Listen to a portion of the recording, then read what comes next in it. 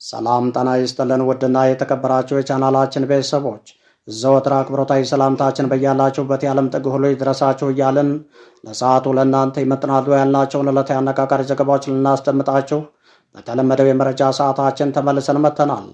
ዛሬም እንደ ወትሮው ዝግጅታችንን ላይክ፣ ሸር፣ ሰብስክራይብ እና ኮሜንት በማድረግ የከበረ ድጋፋችሁን ታሳዩን ዘንድ በአክብሮት እንጠይቃለን። ውድና የተከበራችሁ የቻናላችን ቤተሰቦች እነሆ ለሰዓቱ የብዙሃኑን ትኩረት ወደ ሳበው የዕለቱ አነጋጋሪው መረጃችን አለፍን። እስከ ዝግጅታችን ፍጻሜ ድረስ አብራችሁን ቆዩ። ዛሬም እንደ ወትሮው ጉር ከማያልቅበት የአራት ኪሎ ቤተ መንግስት መላ ኢትዮጵያንን ዳር እስከ ዳር እያብሰለሰለ ያለው ታሪካዊ ክስተት ብቅ ብሏል። ይህንን ተከትሎ በዛሬው ዕለት አራት ኪሎ ቤተ መንግስት አፍንጫ ስር መሀል አዲስ አበባ ላይ ታላቅ ህዝባዊ ቁጣን ያዘለው አዲስ አብዮት ፈንድቷል። ይህንን ተከትሎ አዳነች አቤቤ በአዲስ አበባ ዙሪያ ጭምር ምሽግ ቁፋሮ ላይ እንደምትገኝ ተረጋግጧል። ለመሆኑ በዛሬው ዕለት በአዲስ አበባ የተፈጠረው ምንድን ነው? የአዳነች አቤቤ አዲስ አበባ ዙሪያ ምሽግ ቁፋሮ ምን ምክንያት በማድረግ ነው የሚለው ዝርዝር መረጃ በዝግጅታችን ሙሉውን ተካቶ ወደ እናንተ የሚደርሳችሁ ይሆናል። በሌላ መረጃ የብልጽግናው አገዛዝ የስልጣኑ መሰረት የሆነችውና የቀጣይ ዕጣ ፈንታ የሚወሰንባት ወልቃይት ጠገዴ በዛሬው ዕለት አዳዲስ ክስተቶችን እያስተናገደች ትገኛለች። ለመሆኑ በዛሬው ዕለት ወልቃይት ጠገዴ ምን ተፈጠረ? እንዲሁ ዝርዝር መረጃው በዝግጅታችን ሙሉውን ተካቶ ወደ እናንተ የሚደርሳችሁ ይሆናል። በሌላ መረጃ የወቅቱ የሀገራችን ፖለቲካ የስበት ማዕከል ከሆኑት የሀገራችን ኢትዮጵያ ክልሎች ውስጥ አንዱ በሆነው በኦሮሚያ ክልል በዛሬው ዕለት አዲስና ያልተጠበቀ የክተቱ አዋጅ ጥሪ ተላልፏል። በተለይም ደግሞ ግጭት ጠማቂ የሆነው የብልጽግና አገዛዝ ግንባር ቀደም ተጠቃሽ የሆነው ሽመልስ አብዲሳ ያለ ጦርነት መኖር አይችልምና ዛሬም አዲስ ጦርነት እያዋለደ ይገኛል። ይህንን ተከትሎ በዛሬው ዕለት በኦሮሚያ ክልል አዲስ የጦርነት አዋጅ ክተቱ ተጠርቷል። ለመሆኑ በዛሬው ዕለት ኦሮሚያ ክልል ምን ተፈጠረ የሚለው ጉዳይ እንዲሁ መረጃው በዝርዝር በዝግጅታችን ተካቶ ወደ እናንተ የሚደርስ ይሆናል። ለመረጃ እንደ ኤርታሌ እሳተ ገሞራ ቁጣው የሚያስፈራው የሶማሌ ህዝብ በዛሬው ዕለት በብልጽግናው አገዛዝ ላይ ሰይፉን መዟል። ሶማሌ ክልል እጅግ አስደንጋጭ የተባለው ታሪካዊ ክስተት ተፈጥሯል። ይህንን ተከትሎ የአራት ኪሎ ቤተ መንግስት በአንድ እግሩ ቆሟል። እና የተከበራችሁ የቻናላችን ቤተሰቦች በዚህ መረጃ ጊዜያችን እነዚህንና ሌሎች በአርዕስተ ጉዳዩ ላይ ያልተካተቱ ዝርዝር መረጃዎችን ስናደርሳችሁ አብራችሁን ስትቆዩ የሚባክኑ ሰከንዶችና የሚያስቆጭ ጊዜ እንደማይኖራችሁ በመተማመን ነው።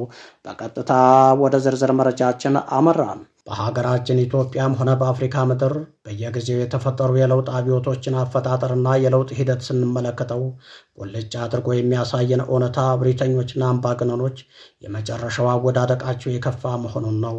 ለዚህ ማሳያ የሚሆነው መሬቱ ጠቧቸው ሰማይ ሲዳብሱ የነበሩት የሊቢያው ጋዳፊ መጨረሻቸው ከቀብሮ ጉድጓድ ውስጥ ተይዞ መረሸን፣ የኢራቁ ሳዳም ሁሴን ከተደበቁበት ሽንት ቤት ተይዘው በስቅላት ሞትን ሲጎነጩ ለተመለከተና የሀገራችንም አምባገነን የነበሩት እና አቦይ ስብሃት፣ ስዩም መስፍንና አባይ ፀሐይን የመሰሉት የመጨረሻቸው በዱር በገደሉ እንደወጡ መቅረት መሆኑን ለተመለከተ የአምባገነንነት መጨረሻ የከፋ አወዳደቅ መሆኑን ለመማር ከበቂ በላይ ነበር። ነገር ግን የሀገራችን የወቅቱ አምባገነኖች ለውጥ ማለት ለነሱ ከትላንቱ ክፋት ከፍ አድርጎ ክፋትንና ጥፋትን ማስቀጠል አድርገው ቀጥለውበታል። የሆነው ሆኖ የራበው ህዝብ መሪውን ይበላል እንድሉ በጦርነት ተወልዶ በጦርነት ያደገው የብልጽግናው አገዛዝ ከመጣበት ጊዜ ጀምሮ በፈጠረው የእብደት ፖለቲካ የተነሳ የሀገሪቱ ኢኮኖሚ መቅኔው ድረስ በጦር መሳሪያ ግዥና በአብይ አህመድ ብልጭልጭ ሪዞርት ግንባታ እንዲበላ ሆኗል። ይህንን ተከትሎ የኢኮኖሚ ትኩሳት የመላ ኢትዮጵያንን ኪስ ያራገፈ ከመሆኑም ባሻገር ሰፊው የኢትዮጵያ ህዝብ በድህነት አረንቋ ውስጥ እንዲሟቀቅ አድርጎታል። ይህንን ተከትሎ በተለይም ደግሞ የሀገራችን ኢትዮጵያ መናገሻ በሆነችው አዲስ አበባ የተፈጠረው የኢኮኖሚ ቀውስ ሀገሪቱ አሁን ባለችበት የእርስ በርስ ጦርነት ላይ ቤንዚን የጨመረ አድርጎታል። በመሆኑም በብልጽግናው አገዛዝ የአምባገንነት ቀንበር ተጭኖት ሀሳቡን የመግለጽም ሆነ አደባባይ ወጥቶ በተቃውሞ ሰልፍ ድምፁን ማሰማት ያልቻለው ሰፊው የአዲስ አበባ ህዝብ በየክልሉ ነፍጥ አንስተው አገዛዙን እየታገሉ ያሉ ኃይሎችን በጉጉት እንዲጠብቅ አድርጎታል። የሆነው ሆኖ እንዲህ ባለ መንገድ የትግል አማራጮችን እየጠበቀ ያለው አዲስ አበባ በፈጠረላቸው የትግል ቀዳዳ ተጠቅመው ወደ አዲስ አበባ ከተማ ዘልቀው የገቡ በርካታ የሽምቅ ተዋጊዎች በዛሬው ዕለት መሀል አዲስ አበባ ላይ ያልተጠበቀውን አድርገውታል። ይህንን ተከትሎ የጎባጣ አሽከር አጎንብሶ ይሄዳል እንዲሉ የአዲስ አበባ ህዝብን ፍላጎት ሳይሆን የጌታዋን የአብይ አህመድን ፍላጎት ለማሳካት እየሰራች ያለችው አዳነች አቤቤ የከተማይቱን የጸጥታ ግብረ ኃይል አሰማርታ በአዲስ አበባ ዙሪያ ምሽግ እያስቆፈረች ትገኛለች። በተለይም ደግሞ በዛሬው ዕለት መሀል አዲስ አበባ መርካቶ አካባቢ ላይ ከፍተኛ የሆነ የተኩስ ርምታ ተከፍቶ 2 ሰዎች የተገደሉ ሲሆን ህዝቡም በአካባቢው ወጥቶ ከፍተኛ የተቃውሞ ድምፁን አሰምቷል። ይህንን ተከትሎ አዳነች አቤቤ በአዲስ አበባ ዙሪያ ምሽግ ለማስቆፈር ያነሳሳትና ዋና ምክንያት አድርጋ ያቀረበችው አዲስ አበባ ውስጥ የተሰገሰጉ የታጣቂ የሽምቅ ተዋጊ ኃይሎችና በየክልሉ ነፍጥ አንስተው አገዛዙን እየታገሉ የሚገኙ ኃይሎች በተናበበ መንገድ በቅርብ አዲስ አበባ ላይ ከፍተኛ የሆነ ነውጥ ለመፍጠር እየሰሩ መሆኑን ደርሰንበታልና አሁን ላይ አዲስ አበባ ላይ ከፍተኛ ስጋት የተደቀነ በመሆኑ አዲስ አበባን ከዚህ ግርግር ለማዳን ዙሪያውን በምሽግ ቁፋሮ ሰራዊት አሰማርቶ ለማስጠበቅ ነው የሚል ምላሽ ሰጥታለች። በሌላ መረጃ በዛሬው ዕለት የብልጽግናው አገዛዝ እንዲመጣ ከፍተኛ መስዋዕትነት ከፍለው የነበሩትና የብልጽግናውን አገዛዝ መምጣት ተከትሎ ብዙ የለውጥ ተስፋዎችን ሰንቀው የነበሩት የሶማሌ ህዝቦች በብልጽግናው አገዛዝ ላይ ከፍተኛ ህዝባዊ ማዕበል ቁጣን ያዘለ ተቃውሞ ሲያሰሙ ውለዋል። የሶማሌ ህዝብ እንደምናስታውሰው ቀድሞ በነበረው በትህነግ ህወሓት አገዛዝ ራሱን ችሎ የማይመራ እንደ አጋር ክልል ተደርጎ ከፍተኛ ጫናና በደል የደረሰበት መሆኑ ይታወቃል። እነዚህ የሶማሌ ህዝብ የለውጡ መንግስት መምጣት በከፍተኛ ሁኔታ እንዲደግፉ ያደረጋቸው ያጠሩ ጥያቄዎቻቸው ተመልሰው የነበራቸው ተስፋ እንዲያለመልም ነበር።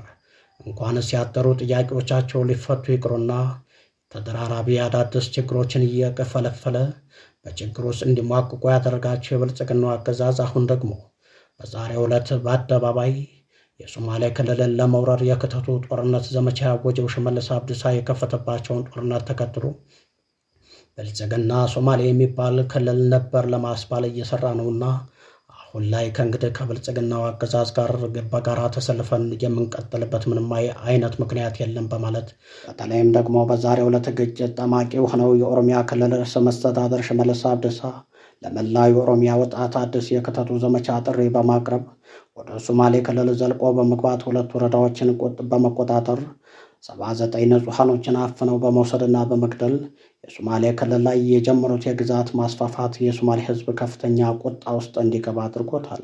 መረጃ በዛሬው ዕለት የሀገራችን ኢትዮጵያ የየዘመኑ የፖለቲካ ስበት ማዕከል ሆና የቀጠለችው ወልቃይት ጠገዴ እንደምናስታውሰው የብልጽግናው አገዛዝ የትህነግ ህወሓትን መገርሰስ ተከትሎ ወደ 4 ኪሎ ቤተ መንግስት ሊገባ የበቃው የወልቃይት አማራ ማንነት በከፍተኛ ሁኔታ በለኮሰው የትግል ችቦ ላይ ተረማምዶ መሆኑ የሚታወቅ ነው።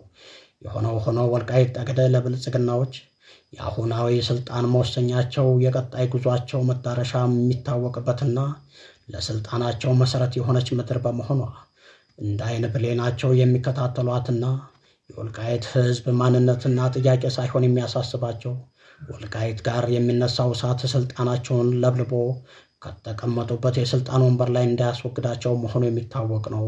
ነገር ግን በዛሬው ዕለት ይህች ወልቃይት ጠገዴ የምትባለው ታላቋ ምድር አዳዲስ ክስተቶችን አስተናግዳለች።